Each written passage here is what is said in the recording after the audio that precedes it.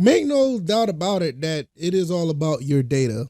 It is valuable to these gaming platforms. It's one of the reasons why Sony is in the predicament they're in, trying their best to get you to sign up for PSN. Now, I am not necessarily against it, but that company is, I am against them doing it because they have monumental data breaches over and over and over again. And I got to the point where you got my email, that's enough. All my other stuff, as far as like, just say for instance your credit card accounts, all this other stuff, I don't have any other things in it. And I think they still have my old address in the information. I haven't put my new address. They haven't asked for it. I don't care. I'm not giving it to them. Nevertheless, I don't have PS Plus either. Don't need any of that. Same thing with Game Pass. Don't need any of that. And it is really amazing to see the depths that Sony is going to get your data. They basically blocked.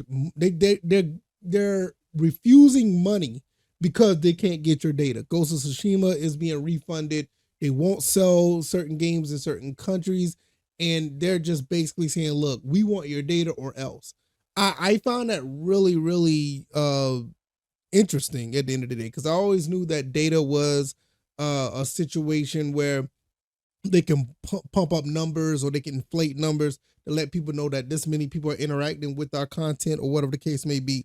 But when it gets to the point where they're rejecting dollars to get your data, that's kind of amazing. And for me, I just feel at the end of the day, as far as gaming goes, I'm not saying that it's over, but I know it is time for me to back out of modern gaming in general. You see what's going on with Sony, you see what's going on with Xbox, and for the most part, modern gaming, even when it comes to Nintendo, I'm not really, ready to jump on the bandwagon and be strictly Nintendo when it comes to modern gaming. But I do understand why people love Nintendo at this point. I mean, look, I got my Nintendo Switch right here, and I've been playing a few games on it for the past few months, and I've been having a blast. But I don't look at handheld gaming as modern gaming, so it's just another device to me. But with that being said, they don't ask too much for your data either. I'm not sure if they'll ever get to that point, but they don't really ask for your data. Most of the stuff, I mean, even go back to the older days. I mean, even when the 360 PS3 days, Nintendo wasn't really big on trying to get so much of your information to play online or whatever. But nevertheless, it's going to come a time, I believe, that where a lot of these companies are going to get to this point. I think Xbox is already there. Sony is just showing their hand how further steps they can go. And Nintendo, especially if they try to get more into the online gaming market, they're going to ask for more information as well. Like I said, your data is very is very valuable to some of these companies. They can sell you ads. They can pump up numbers. They can be a little bit intrusive when it comes to certain things. And for me, I'm not saying that I'm strictly offline. I'm not, but I just know my limits to what I'm going to give these companies. I think when it comes to the email, that's probably much where it's going to stop. I don't think I mean, I can look at my emails or whatever and sort out what I need as far as trash, spam, or whatever the case may be. Can they get more information through your email? Yes. But that's just, you just have to limit you got to limit them to have the avenues that they have to get to your stuff. So at the end of the day, it's valuable, and that's what they want. And I just don't see another way out of it unless they completely back off, which I'm not sure if they will, because the world is revolving around this whole, data information, internet, industry. I mean, that's what it's all about now.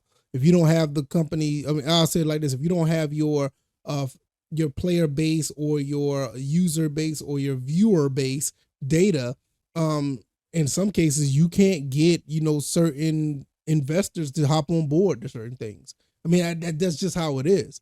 The first thing they're gonna ask, like, well, how many people are in your ecosystem before we decide to green light anything? How many people do you have in your ecosystem?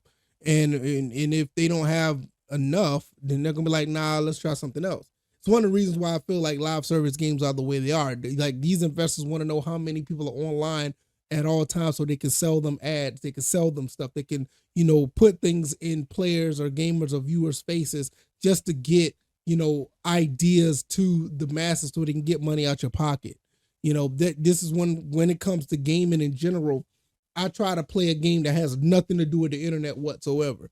And that's just how it is. I don't care if I'm playing an Atari, if I'm playing a PS5, I try my best. I don't have to log into nothing. I don't have to, do anything. The only thing you're going to get from me is a checkbox from the EULA, and I want to play a game. I mean, I am not really interested in playing online at this point because of stuff like this. It is really that it's really like that at this point. Got to step on eggshells just to play certain games now.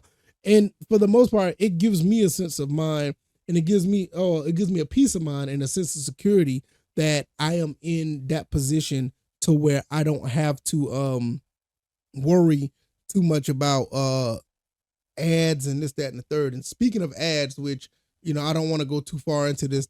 I think it was EA or it's another company. I think it's EA talking about adding ads back into games. If you play any racing games, it's already there. So I don't know what's the uproar about. Long as it's not, if it's taken away from the flow of the game, I really don't care.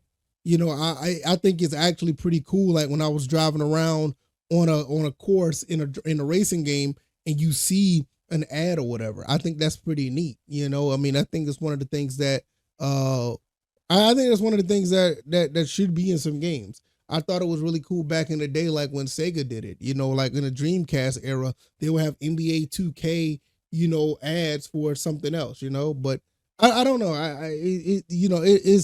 That doesn't bother me too much, but nevertheless, I want to finish the video with this. And I know that this is something a little bit off as well. I'll probably put this in the title as well. Gaming historian, he's taking a break, or he's fallen all the way back from doing his videos. I mean, I think he's done 2 in the last 12 months or whatever, his documentaries. And a lot of people are kind of, freaking out about this. I will say this. I've been following Gaming Historian ever since he started. It was like 15, 16 years ago. And I would say this, kudos to him. I mean, you've gotten older. You got to understand that this is something that's been going on since 2006, 2008 or something like that. Go do what you got to do, man. I mean, look, if you want to make this a hobby that you do in your spare time, I think he said that on his post from Facebook and his subreddit. Do what you got to do, bro. I commend you. I mean, you've done more than enough in the gaming space, but that taught me about gaming and everything under the umbrella about certain topics that I never knew about. Lawsuits, Nintendo lawsuits, the Sega Dreamcast, certain accessories and stuff. You've done a great job. I mean, I know there's some people may be up in arms about it, but look, listen, you got a wife, you're doing some woodworking projects, you're doing all this stuff. Handle your business, bro. Like for me, I like doing this content as well. But for me, I know I have another life outside of this. This is one of the reasons why, like for Mother's Day, I was, basically it's been Mother's Weekend and I've been with my wife and stuff. So it is what it is. So I totally understand, do you and handle your business. Nevertheless, I am going to get up out of here. I will be definitely trying to go live. It's just been a situation where it's just been pretty busy, this weekend. So, but hopefully you guys enjoyed this video. Let me know what you guys think. I appreciate everybody who has been subbing to the channel lately. We're on our way to 500 subs, and I'll see you guys on the next one. All right, y'all. I'm out. Peace.